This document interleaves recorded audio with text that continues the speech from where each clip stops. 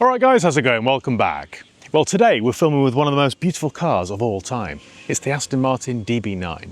This is a car that's lived in my head rent-free for many years. I've never actually had the opportunity to drive a DB9 until today. Over the years I've filmed with the DB7, the Rapide and the DBS, but for some reason the DB9 has always eluded me. Until today. And that's all thanks to my friend Jack, who's kindly lent me his 2007 example. So Jack, if you're watching this, I've left the keys to my rental Camry outside your house, and the DB9's currently on a container ship back to England. Anyway, shall we review it? Let's get started. This is the Aston Martin DB9. It's a car that transforms even the most mundane journey into a scene from a film. Now this is just my opinion, but I truly believe the Aston Martin DB9 is the most beautiful car ever made. I think it's quite simply the best GT car of all time, and it looks at home everywhere, whether you're here in rural Queensland or outside the Monte Carlo casino. The DB9 was designed by Ian Callum, a man responsible for some of the most beautiful cars ever created. The DB7, the original Vanquish, the Jaguar F-Type, even the old Ford Puma is his handiwork. But the DB9 feels like his ultimate masterpiece. This is his Mona Lisa. This is his Sistine Chapel. It's just beautiful. It's his expression of proportion and restraint. There simply isn't a bad angle. The shape is everything a Grand Tourer should be. A long bonnet, a sweeping roofline, and muscular rear haunches. And it isn't adorned with unnecessary vents or awkward creases like the DBS. For me, this is just a much cleaner design. I think I mentioned this in the DBS video, but for me, that car is just a bit overstyled. It's a little bit too much. This, on the other hand, is much more delicate and deft. I'm a little bit speechless, to be honest, because it's just beautiful from every single angle. And you know, this car came out in 2003, or late 2003, when I was like 13 or 14 years old. And I remember sketching this in my school books. Let me just point out some of my favourite areas. So, round here at the front, you've got this very delicate grille.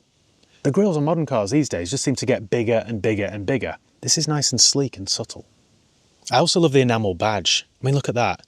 Even that, I assume, is handmade. It's just such a thing of beauty. I love the xenon headlights. I love the creases in the bonnet. I love these little vents here to let the V12 breathe. I also like the fact that there's just enough chrome on it. You get these chrome strips here on the side vents and a nice little perimeter strip around the windows. It is just enough. Moving around the back, it really is a lesson in symmetry and simplicity. Look at that. Look how clean it is.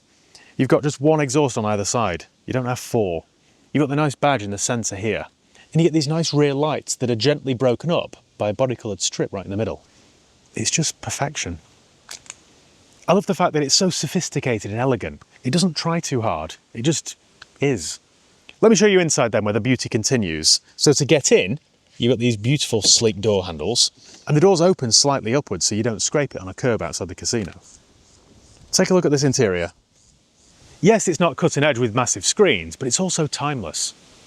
Inside, again, it's a real masterpiece. It's a beautiful interior, this, that's very timeless and elegant. Everything you touch is either leather, suede, wood or glass. I know it's a cliche, but it is genuinely a lovely place to be. It feels no less special inside as it does walking up to it. It is a bit of a part spin special, this car, but who cares? It's an Aston Martin and it's the most beautiful car of all time. Now, at the time of this car's inception, Aston Martin was owned by Ford, who at the time owned Land Rover and Volvo. And there are some telltale signs. The window and mirror switches are straight out of a Volvo or a Land Rover. The infotainment system is straight out of a Volvo. The stalks here on the steering column are straight out of a Ford. And take a look at the key. The blade part here is from a Ford Transit and the fob is from a V40. But you know what? I don't care. I couldn't care less. I know this is an obvious comparison to make because everybody does it. And I know that James Bond never used a DB9. But when you're sitting in here with this low sweeping roofline, looking out over the long bonnet, and you look in your side view mirrors and see the rear haunches, you can't help but feel like 007. You really feel special in this car, and you really feel like you're off to save the world. And just when you think it can't get any better, listen to this.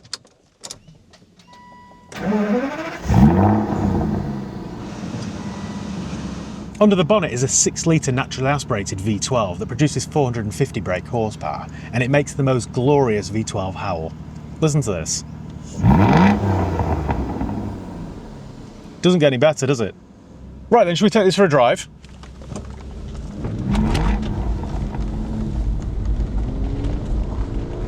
Right then, my first impressions of driving the Aston Martin DB9. It's a little bit mixed, if I'm honest. I mean, firstly, this thing is a real event. It does feel very special to drive and be in, but it does let itself down in a couple of areas. Now you've got to bear in mind that this car is from 2007, so it's already 18 years old, and the DB9 itself is over 2 decades old, so you do have to cut it some slack. But considering what this car would have cost new, you would expect slightly better build quality. This car isn't the best advert for British manufacturing. It creaks a little, it rattles a little, it all feels a bit hand-built, which to be fair, it was. But something like a Bentley Continental GT or a Porsche 911 is certainly better built. But listen, we all start to creak a little bit as we age, so it definitely wouldn't stop me buying one. You do totally forgive it though, because the positives far outweigh the negatives. The driving position's lovely because you sit down nice and low and look out over that long, sleek bonnet. In the mirrors you can see the muscular yet subtle rear haunches. It's very theatrical. But when you go over a rough road or down a pothole, it does send shivers through the cabin, and that wasn't something I was expecting. I was expecting this to be a bit more refined, if I'm honest, a bit more Bentley-esque. To be fair, I remember thinking the exact same thing about the Rapide. When you go over a cat's eye in this, you get a bit of a jolt through the steering wheel. Just for reference, this has done 107,000 kilometres, so about 65,000 miles. So it's not particularly high, and it is in very good condition, which makes me think it's been looked after quite well. So this is certainly not a scruffy example.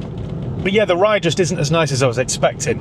On the other side of the coin though, it does feel quite natural. It doesn't feel artificial. It feels quite raw. I think, to be honest though, I just expected it to feel a bit more polished and composed.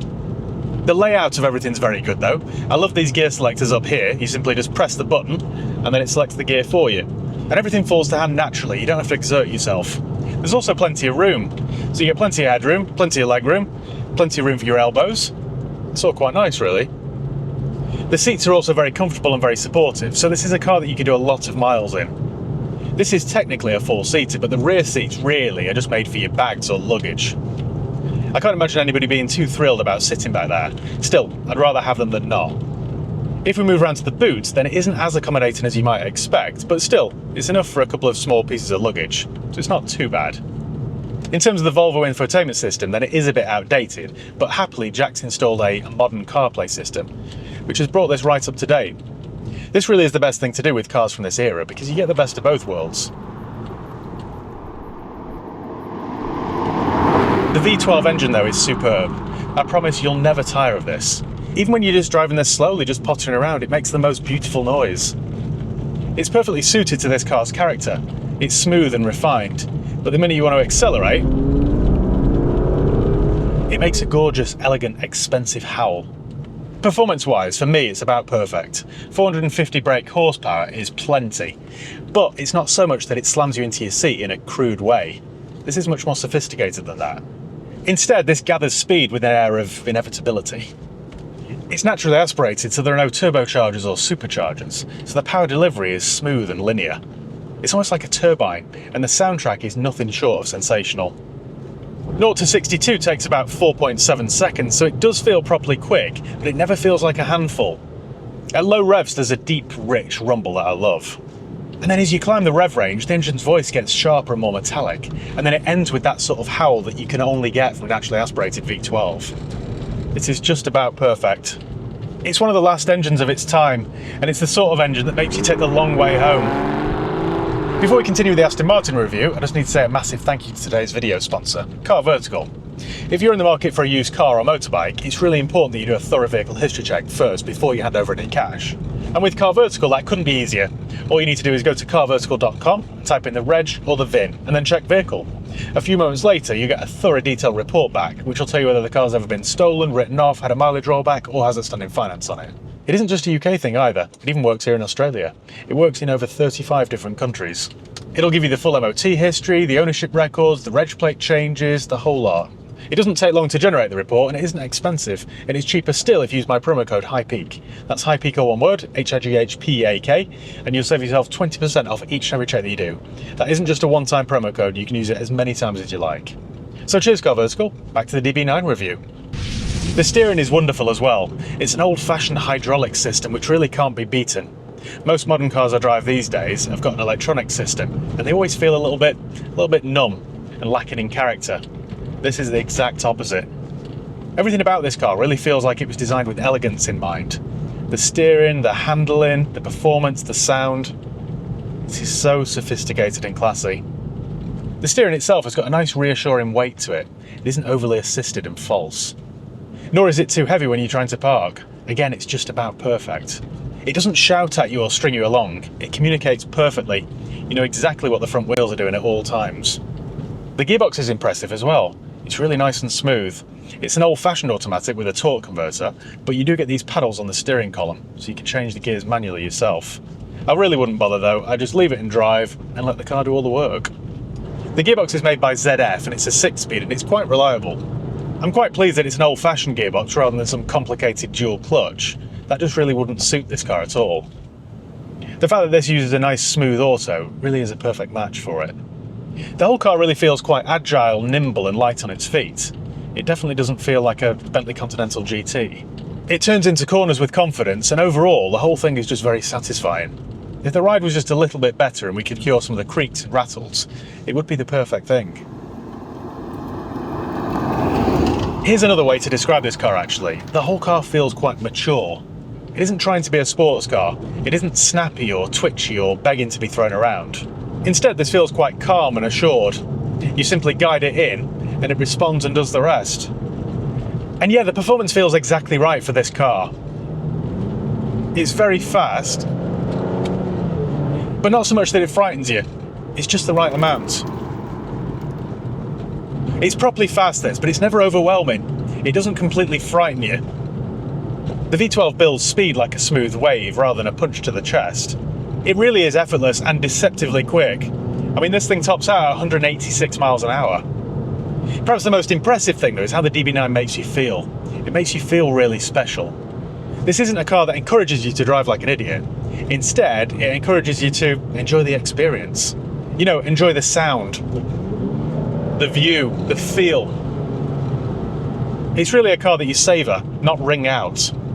In terms of fuel economy then, there's no point trying to sugarcoat this.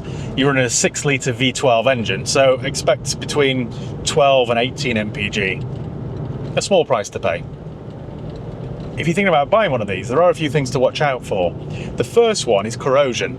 They do like to rust these, sadly. It's usually more cosmetic rather than structural, but it is something to watch for. The window regulators can fail, so that's something to watch for. The coil packs can fail due to heat, which leads to rough running. And replacing them involves removing a surprising amount from the top of the engine, so it isn't a cheap job. The rear lights can suffer with condensation, and over time that can lead to electrical issues. So eventually you might have to replace the rear light units. The dashboard can shrink and then the leather starts to peel. That's quite a common issue. But that's about it, which isn't bad really, is it, for quite an exotic V12 like this? If you buy a good one to begin with that's been looked after and got full service history, and you continue to look after it, then owning one of these shouldn't be a complete nightmare. In terms of pricing, I think they're a complete bargain. In the UK, you can pick up early examples with a few more miles under the belt for about £20,000, which is so much car for the money. I think they've reached the very bottom of the depreciation curve as well, so prices will start to rise in the next few years. The same thing happened with the DB7. If you want a facelift car from 2012, the one with the LED lights at the front, expect to spend about £50,000, so there is a bit of a jump. Personally, I'd rather have one like this for about £30,000–35,000. Prices here in Australia, though, are considerably higher. The DB9, surprisingly, is one of the cheapest ways into V12 Aston Martin ownership. It just doesn't make sense, does it really? I mean, can you imagine having one of these sitting on your driveway for like £20,000? Seems like a bargain to me. So while it might not be perfect, it's not far off. It feels special, it sounds special, and it still turns heads. And every single time you walk up to it, I bet you bite the back of your hand. It is so pretty. It also makes every journey feel like the opening scenes to a film. All we need is some Matt Monroe playing in the background, or Julio Iglesias. So has it lived up to my expectations, or was it a case of never meet your heroes? Well, it has. No, it's not perfect, but it's not far off. So I think that's all I can tell you about the Aston Martin DB9. This is a car that I've wanted to drive since I was 13 years old. Again, a big thank you to Jack for lending me this car in the first place. I really appreciate it. And thanks Car Vertical for sponsoring today's video. Let me know in the comments below if you've owned one, what your experience was like. Or let me know what you'd have instead. Would you rather have a Continental GT or a 911? Let me know. So yeah, I think that's about it. If you enjoyed the video, make sure you give it a thumbs up. If you're not subscribed, I'd really appreciate it if you did. And yeah, you can follow me on Facebook, Instagram, Twitter, and TikTok. I'll leave the links below. And I think that's about it. So cheers guys, I'll see you next time.